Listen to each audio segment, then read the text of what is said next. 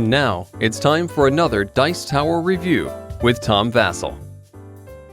Hey folks, today we're taking a look at Statecraft, the political card game. Now I know, don't turn it off. Politics are not our friend.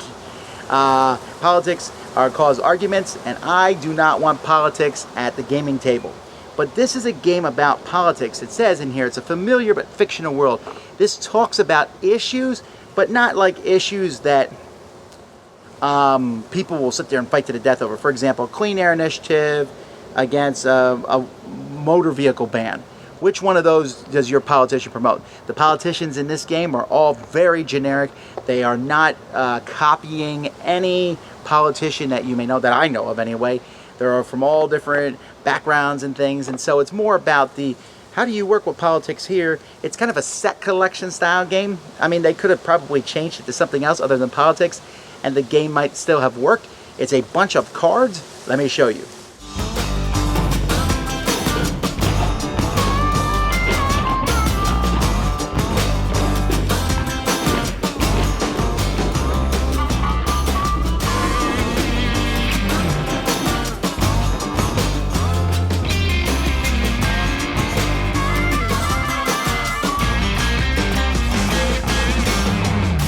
Okay, for the first thing for Statecraft is I want to talk about how much I don't like the insert. To put cards in it, you have to lift up the insert and stick them in. You can see it's already ripped in a few spots because the first one's pretty easy. You can lift it up and slide them in. The other ones are kind of a pain. And there's more cards included with the game than even fit underneath there. So the best thing to do with this insert is that. Anyhow, let's get to the game. In this game, each player is going to have a political faction that they have, and they're basically just different colors. You're going to use cubes to show where your budget is. Your budget starts at 0, and you're also going to start at 0 in the anarchy and the 4 different types of ideologies that people have. So players are going to start here, and as the game goes by, you're going to be moving your budget up and down to -5, up to 5. You're also going to be moving your ideology to different spots. One player is also going to keep track of the rounds, and the rounds are going to change based on how many players are in a game and other things. Now, to play each game, players are going to be picking a scenario, and the scenario tells you one party state, like for example the sacred state of Vassalinia, and you're going to start with 8 supporters on the table. When you draw politicians, you'll draw 5. So those are like the 2 main things: how many supporters you start with and how many politicians you draw. It tells you when the game ends, so this one when each player has 8 turns, this one when all the supporters have been claimed, and then it also tells you the winner, the person with the most supporters. And they're pretty much the same for the most part, just small variations. So players are going to be trying to get supporters.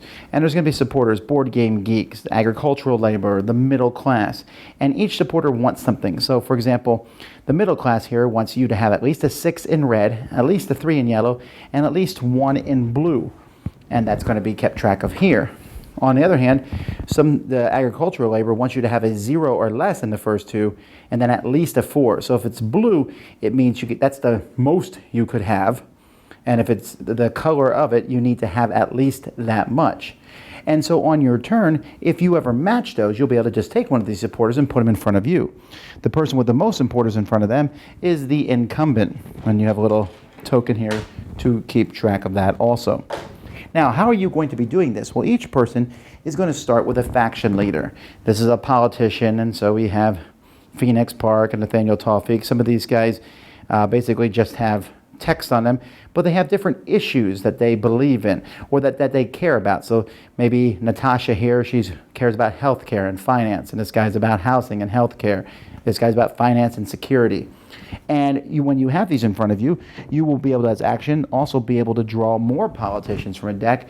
And most politicians are junior politicians and have 1 issue, but can be upgraded later into politicians with 2 issues.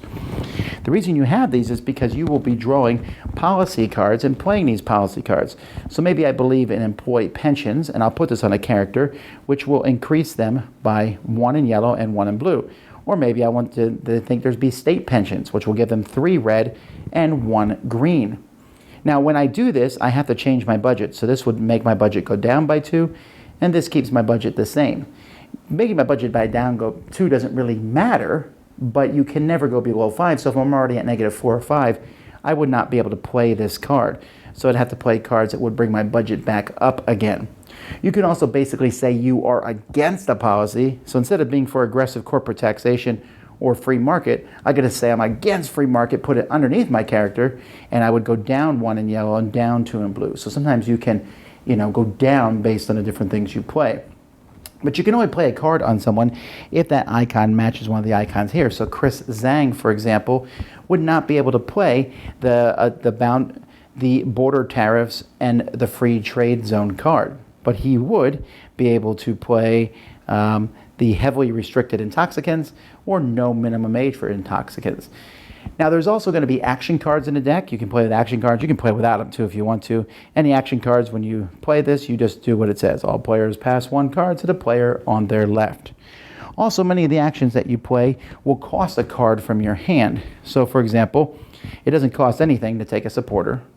It costs you half of a card, so basically a card, to claim unsatisfied supporter from someone else. You can steal from someone else. It costs you a card to draw politicians equal to whatever it says in the scenario, and it also costs you that to fire a politician. But it's free to play action cards, free to put policies on someone, and free to denounce, which is saying the negative thing.